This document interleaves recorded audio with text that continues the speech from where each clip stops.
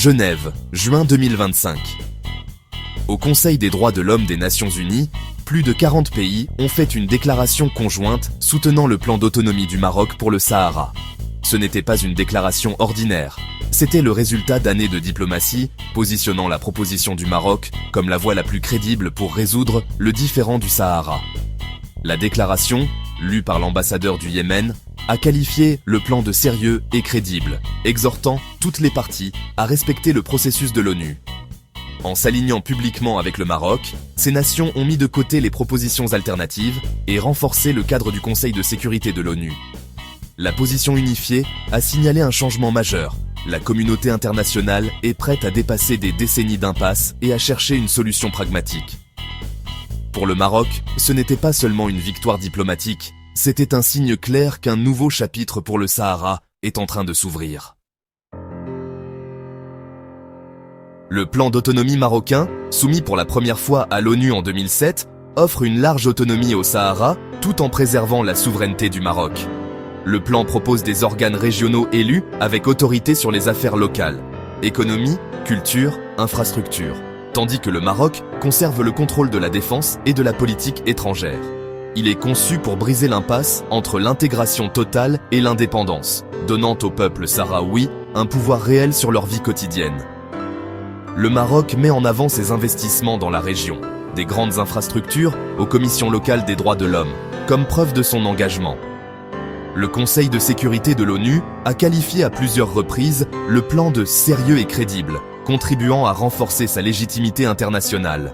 La déclaration de Genève a réaffirmé ce plan comme le point de référence central pour une solution politique. La coalition soutenant le plan du Maroc est mondiale, couvrant l'Afrique, le monde arabe, l'Amérique latine et l'Europe.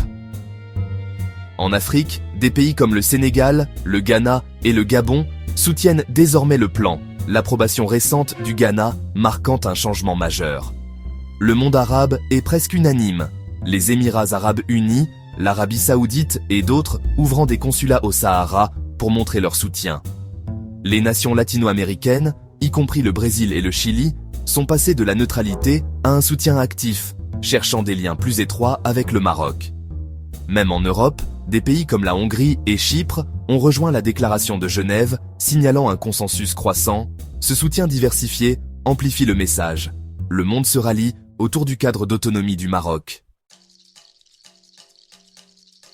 Le soutien international au plan du Maroc remodèle les dynamiques régionales. Pour le Maroc, c'est une victoire stratégique, preuve de son influence croissante et un coup de pouce pour les investissements et les partenariats. Le Front Polisario, autrefois soutenu par la solidarité mondiale, est désormais confronté à l'isolement, alors que sa base de soutien se réduit à une poignée de pays, principalement l'Algérie et l'Afrique du Sud. L'Algérie, principal soutien du Polisario, est de plus en plus isolée à mesure que davantage de nations s'alignent sur le Maroc.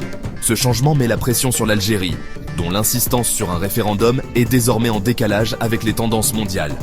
Les alliances régionales changent, avec des pays comme le Ghana qui se tournent vers le Maroc pour des raisons économiques. Le vent diplomatique tourne, forçant les nations à choisir entre un partenariat pragmatique et des positions dépassées. La question du Sahara n'est plus seulement un différend local, c'est un catalyseur de changement géopolitique plus large.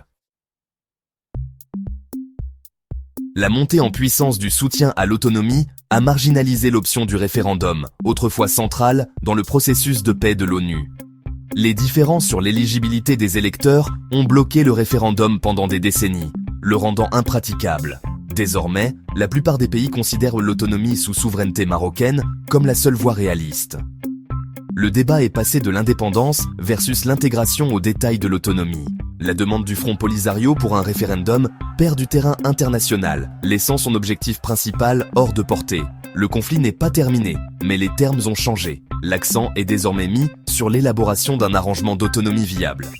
Que signifie ce changement pour la stabilité future de la région ?